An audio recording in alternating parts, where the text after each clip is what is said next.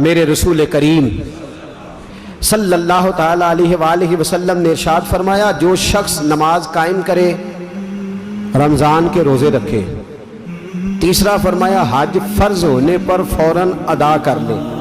کتنی چیزیں ہو گئی جی؟ پہلے نمبر پہ نماز پابندی سے پڑھے، زکوٰۃ صحیح ادا کرے، اور رمضان جب حج فرض ہو جائے تو فوراً، اور چوتھے نمبر پہ فرمایا مہمان جب بھی اس کے گھر جائے خوش ہو کے آئے۔ یہ بندہ جب قیامت کے دن اللہ کی بارگاہ میں جائے گا تو اللہ جنت کے سارے دروازے کھول دے گا، جس دروازے سے دل کرے داخل ہو۔ مہمان نوازی نعمت ہے، مہمان نوازی اللہ کا فضل ہے۔ جب آپ کے گھر میں مہمان آئے تو آپ کا سینہ، دل، چہرہ کشادہ ہونا چاہیے، کھلا ہوا ہونا چاہیے۔ کھانے کی خواہشات کم کریں اور کھلانے کی خواہشات زیادہ بنا دیں، پیار کریں، محبت کریں۔ دیکھیں نا، صوفیاء نے جو خانقاہیں بنائی تھی ان میں لنگر خانہ قائم ہوتا تھا۔ وہ لنگر خانہ کیا ہوتا تھا؟ اس سے امیر غریب سارے کھاتے تھے۔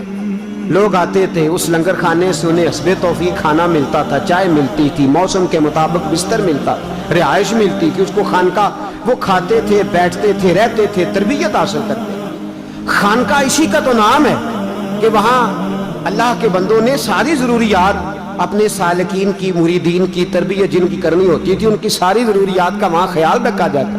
مہمان نوازی ہوتی تھی۔ مہمان نوازی سب سے پہلے جو شروع فرمائی ہے تو حضرت ابراہیم علیہ السلام۔ حیران ہو جائیں گے آپ بات سن کے، 3 وقت میں کوئی وقت ایسا نہیں ہوتا تھا کہ جناب ابراہیم بغیر مہمان کے کھانا کھائیں۔ 3 وقتوں میں ایک وقت بھی کوئی ایسا نہیں گزرتا تھا کہ بغیر مہمان کے۔ بہت بڑا آپ نے ایک مہمان خانہ بنایا ہوا تھا۔ یہ سارے مہمان خانے کے نام ہیں، اور نبی پاک نے فرمایا جو مکان کی زکوٰۃ دینا چاہے نا، زکوٰۃ سے مراد ہے مکان کو پاک کرنا چاہے، فرمایا وہ گھر کے اندر مہمان خانہ ضرور بنائے، مہمان خانہ ضرور قائم کرے۔ پہلے اس کو ڈیرا کہتے تھے، مہمان خانہ کہتے تھے۔ صوفیاء جب شروع ہوئے تو خانقاہ کا نام ہو گیا، بعد میں کچھ عرصہ اس کو لوگوں نے بیٹھک بھی کہا۔ اب ذرا انگریزی کا تڑکا لگ گیا تو لوگ ڈرائنگ روم کہنے لگے ہیں، لیکن اس کا اصل نام کیا ہے؟ مہمان خانہ۔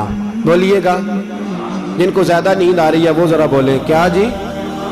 مہمان خانہ۔ مہمان خانہ ایک اچھا اور خوبصورت جگہ تھی، مہمان رہتے تھے، قیام کرتے تھے، کھاتے پیتے تھے۔ وہاں ان کے لیے پرائیویٹ جگہ ہوتی تھی، باہر الگ سے دروازہ ہوتا تھا، الگ سے نکل جانا، الگ سے ساری ضروریات، با پردہ سارا وہ نظام ہوتا تھا۔ میرے حبیب کریم صلی اللہ علیہ وسلم نے فرمایا، امام بہقی شعب الایمان میں لائیں، فرمایا سب سے پہلے مہمان نوازی حضرت ابراہیم نے شروع فرمائی۔ ڈھونڈا کرتے، اور کئی دفعہ ایسا ہوتا تھا کہ مہمان نہیں ملتا تھا تو حضرت ابراہیم روٹی نہیں کھاتے تھے۔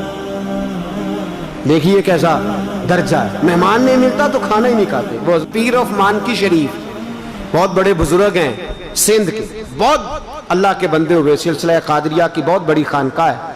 وہ آئے جب تحریک پاکستان چل رہی تھی، پیر جماعت علی شاہ صاحب محدث علی پوری کے پاس، تو آ کے کہنے لگے پیر صاحب سے آدھی رات کو آئے تو رات 2 بجے ہوئے ہیں، سردیوں کی رات ہے، موسم ٹھنڈا ہے۔ تو پیر صاحب نے سارے گھر والوں کو جگا لیا، فرمایا مہمان آ گئے، اٹھو، تازی روٹی پکاؤ، تازہ سالن تیار کرو۔ سید زادیاں اٹھ کے کھانا پکانے لگا۔ سادات کرام، ٹھنڈی لکڑیاں، بڑا مشکل ہو گیا۔ 1-1.5 گھنٹے کے بعد کھانا پکا تو کھانا سجایا، ان کو پتہ ہی نہیں، بتایا ہی نہیں بازار پیر صاحب کو کہ لنگر پک رہا ہے۔ کھانا لگ گیا، اتنی دیر دودھ پیش کیا، کھجوریں پیش کیں، جو اس وقت ماں حضر تھا۔ تو پیر آف مانکی شریف کہنے لگے حضرت جی آپ نے تکلیف کی، مجھے تو 20 سال ہو گئے، 20 سال ہو گئے، میں نے تو کبھی رات کو روٹی کھائی ہی نہیں۔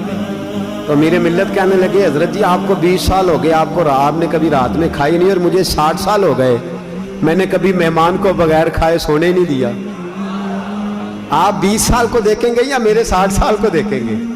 تو حضرت امیر ملت نے بات کی تو وہاں جتنے لوگ بیٹھے تھے وہ کہتے ہیں ساری دنیا شش کرنے لگی، فرمانے لگے سید زادیوں نے آدھی رات اٹھ کے پکایا ہے تو کھائیں تو صحیح۔ پیر صاحب فرماتے ہیں میں بیمار رہتا تھا، مجھے ہضم ہی کچھ نہیں ہوتا تھا، رات کو کبھی نہیں کھایا تھا، اس دن میں نے جی بھر کے کھایا اور سید زادوں کے گھر سے کھایا اور خلوص سے کھایا تو اللہ نے میرے پیٹ کی ساری بیماریاں دور فرما دی۔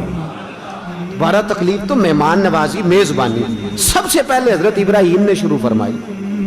حضرت ابراہیم علیہ السلام دوپہر کے وقت نکلے مہمان ڈھونڈنے. کیا کرنے؟ یہاں آ جائے تو مصیبت بن جاتی. انہیں ہن جانا کدوں ہے؟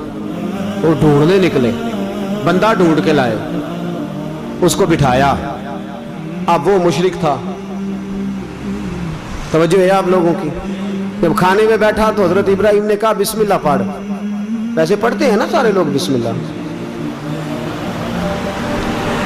ناراض نہ ہوئیے گا, ویسے میں جب کھانے پہ بیٹھتا ہوں تو یہ میری غلطی سمجھ لیں آپ کہ میں تھوڑا سا چہرے دیکھتا ہوں. مجھے ویسے لگتا ہے, یہ میری کم عقلی بھی ہو سکتی ہے, کمزور آدمیوں سے ان کا, مجھے لگتا ہے کہ بہت سارے لوگوں کی ابھی بھی عادت نہیں بسم اللہ پڑھنے کی. ناراض نہ ہوئیے گا, یہ ہو سکتا ہے مجھے لگتا ہو, ایسا ہو نہ. اگر نہیں, اللہ کرے یہ میری بدگمانی ہو, آج سے ارادہ کر لیں کہ بسم اللہ کی عادت بنا لیں گے, اور کھانا کھائیں گے وہ والا جس میں بسم اللہ شریف شامل ہے.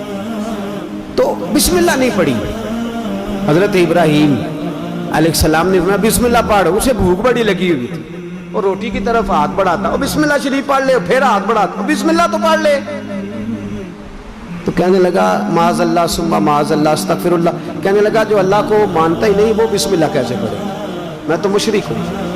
جناب ابراہیم نے فرمایا چل پھر نکل جا کر, تو مشرک ہے تو یہاں کیا لینے آیا ہے؟ اٹھ کے چلے گئے. وہ مہمان چلا گیا تو حضرت جبریل آ گئے.